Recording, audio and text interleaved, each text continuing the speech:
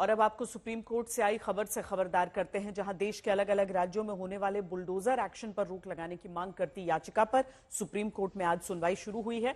Justice BR Gavai और justice KV Vishwanath की bench ने कहा कि सिर्फ आरोपी होने की वजह से बुलडोजर कार्रवाई कैसे की जा सकती है।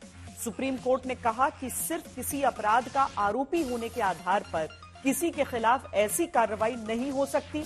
अगर कोई दोषी भी है तो भी किसी का घर नहीं गिराया जा सकता। अगर निर्माण अनधिकृत है तो ऐसे मामलों में भी एक्शन कानून के अनुसार होना चाहिए। सुनवाई की अर्जी जमीयत उलेमाए हिंद ने दायर की है। याचिका में यूपी, मध्य प्रदेश और राजस्थान सरकार को पार्टी बनाया गया है। सुप्रीम कोर्ट ने इस मामले में विस्तृत रिपोर्ट देने को कहा है। अगली सुनवाई 17 सितंबर को होगी। हमारे साथ इस समय हमारे सहयोगी संजय शर्मा जुड़ रहे हैं। संजय, आज की सुनवाई, हालांकि अलग अलग राज्यों में जब भी यह होता है तो ये कहा जाता है कि अवैध निर्माण, लेकिन सीधी सी बात हो जाती है कि अवैध निर्माण क्या तभी नजर आया जब अमुक मामले का आरोप उस व्यक्ति पर लगा। अब इस मामले में जितनी अभी तक सुनवाई हुई है उसके आधार पर कैसे देखें इसे? सुप्रीम कोर्ट ने स्पष्ट कर दिया है कि किसी भी मामले में अवैध निर्माण ही हो, लेकिन आरोपी, अब अक्सर ये देखा गया, कोर्ट ने वही बात कही है जो आपने कही है कि अवैध, अगर कोई आरोपी है, आरोप सिद्ध भी हो गया है, तब भी सजा का हकदार वो आरोपी है, दोषी है, ना कि उसके घर वाले या उसकी संपत्ति। उसको तोड़ने का अधिकार किसी को नहीं है। सरकार की तरफ से सॉलिसिटर जनरल ने कहा कि ये मामले आईपीसी के तहत नहीं, ये कार्रवाइयां जो भी हुई हैं वो म्युनिसिपल एक्ट के तहत हुई हैं। म्युनिसिपल एक्ट तभी लागू होता है जब आप या तो सरकारी या किसी जमीन पर अवैध निर्माण कर लो, या फिर आपने जमीन पर अवैध रूप से कोई चीज बनाए हो, या फिर बिना नक्शे के कोई चीज बनाई हो। उसे ध्वस्त करने का अधिकार नगर निगम को या स्थानीय निकाय को है। तो इनका कहना था कि ये सारी कार्रवाइयां उधर की गई हैं, लेकिन कोर्ट ने भी यही सवाल किया। कोर्ट ने कहा कि ये ऐसा कैसे हो सकता है कि आरोपी का ही हमेशा ध्वस्त किया जाता है जिस पर किसी तरह का कोई आरोप हो। इस पर सॉलिसिटर जनरल ने भी कहा कि नहीं, कानून के हिसाब से तो जब तक कोई अगर आरोपी दोषी भी सिद्ध हो गया है, कन्विक्टेड भी हो गया है, तब भी उसका घर गिराया नहीं जा सकता है। ये सारी चीजें बिल्कुल अलहदा हैं। जो याचिकाकर्ता ने जो चीजें कोर्ट के आगे रखी हैं वो बिल्कुल अलग ढंग से चीजों को रखी हैं।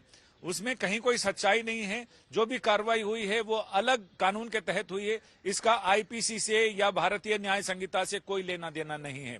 लेकिन कोर्ट ने कहा कि जो चीजें हो रही हैं वो हमारी भी नजर में है। हम चाहते हैं इस पर एक गाइडलाइन बने, पूरे देश के लिए हमें गाइडलाइन तैयार करना चाहते हैं। इसके लिए अगली सुनवाई तक आप सारे पक्षकार अपनी अपनी तरफ से सुझाव भी दें और उन सुझावों पर अमल करें। फिर हम देखेंगे कि कैसे गाइडलाइन तैयार की जा सकती है। तो यानी 17 सितंबर को जब सुनवाई होगी तो उस गाइडलाइन की भूमिका लिखी जाएगी, यानी उसकी पीठिका पड़ेगी, और ऐसा लगता है कि उसके बाद गाइडलाइन की दिशा में आगे बढ़ेगा कोर्ट। संजय, अगर मैं गलत नहीं हूं तो जो ये मामला लेकर गए सुप्रीम कोर्ट तक, वो आरोपी नहीं थे इस मामले के, बल्कि आरोपी एक के घर में किराएदार था और दूसरा जो था वो शायद पहले से ही एक जॉइंट प्रॉपर्टी का हिस्सा था। तो ये केवल इस मामले के लिए, या हम समझें कि सभी राज्यों के लिए एक तरह से यहां पर एक गाइडलाइन निकल कर आएगी? सभी राज्यों के लिए गाइडलाइन निकल कर आएगी। और इसमें जो याचिकाकर्ता, मुख्य याचिकाकर्ता जमीयत उलेमाए हिंद है, जिसका जो ना तो इस मामले में उनका घर गिरा, लेकिन उन्होंने ये मामला उठाया और उन्होंने अपनी याचिका में कहा कि खास तौर पर अब संख्यकों को ही निशाना बनाया जा रहा है।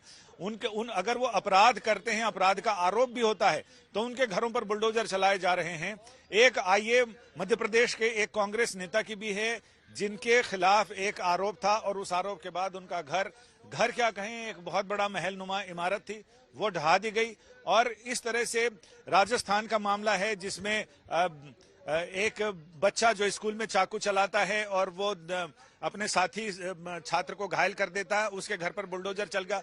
इन तमाम चीजों का हवाला कोर्ट में भी दिया गया और कोर्ट से कहा गया कि ये जो प्रवृत्ति है ये बिल्कुल सही नहीं है। और इस पर कोर्ट ने भी रजामंदी जताते हुए कहा कि वो चाहते हैं कि भविष्य में इस तरह से ना हो।